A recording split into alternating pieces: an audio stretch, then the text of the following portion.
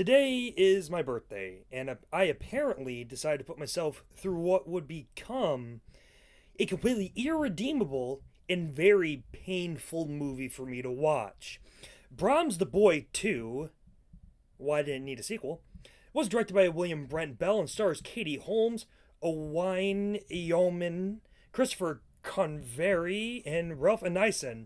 Sorry, I know I'm horrible with names sometimes, but these British names always seem to catch me up. Before the start of the third act, there were three, count them, one, two, three, things that I liked or thought worked about this movie. There are two tracking shots, while simple, were enjoyable to see something at least somewhat enjoyable in this entire movie. And at a few points, I thought the sound design worked extremely well, bouncing from speaker to speaker to create some sort of an environment. But the rest of the movie results in something that is incomprehensible, confusing, forced, nonsensical, and something that is, in my opinion, completely unforgivable. This film has no balls. There is one kill of a dog and it's off screen. They don't even have the balls to kill a kid in this movie. It forces in a story that has little to nothing to do with the original, gives the doll nondescript powers that frankly come out of nowhere considering what happened in the original, and it lacks any sense of tone. It's not scary, it's not fun, and it's not enjoyable. And when it tries to be somewhat scary, it's just jump scares. They don't even try to create organic scares besides the slight sound changes throughout. It's just fucking jump scares the entire goddamn movie. That's all this is. And there's maybe one good jump scare in this entire movie. Everything else about this movie is not scary. It's not haunting. It's not even spooky. It's not even like, fuck, Scooby-Doo is scarier than this fucking movie. It's stupid. The people in it are stupid. I mean, your son just happens to find a doll in the woods that has been buried in a goddamn grave, and you let him keep it? And the finale feels rushed and out of place. All of a sudden, Aniason is the impromptu villain, even though there was absolutely zero hints throughout the entire movie of him being kind of behind this whole thing.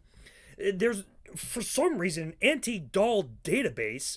Someone breaks into a house at 11:15 at night. The parents have conversations about their son within earshot of him. And when I say conversations, I mean conversations that no child should ever hear, considering that those conversations are talking about their mental health.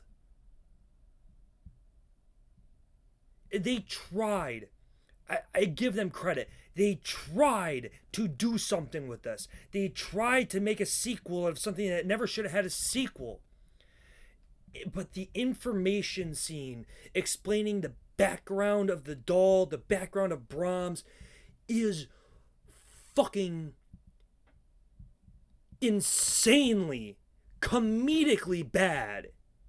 It's just, those NCIS openings where it's got text going across characters' face, and there's green screen and there's blue screen, and it's, oh, she was killed.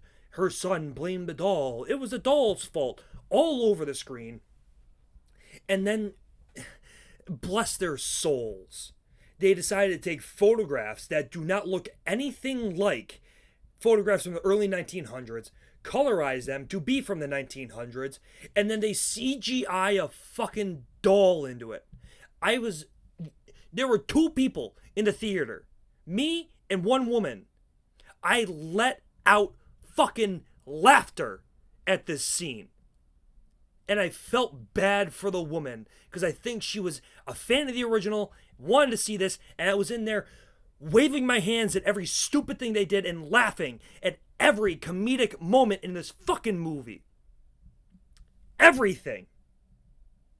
Whatever goodwill I had for this movie is completely lost in the third act.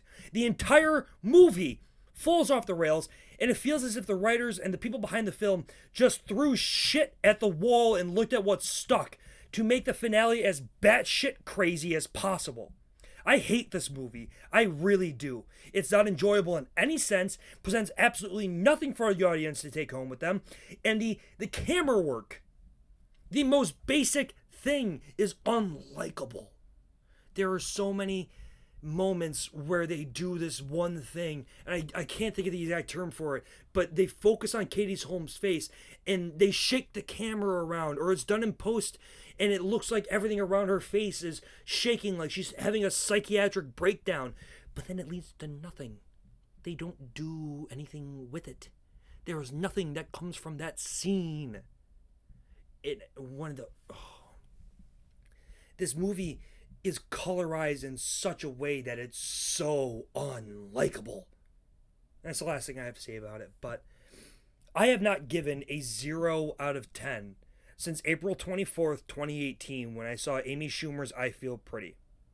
But it is my absolute honor to present Brahms the Boy 2 with my third overall 0 out of 10 rating since I started recording my scores.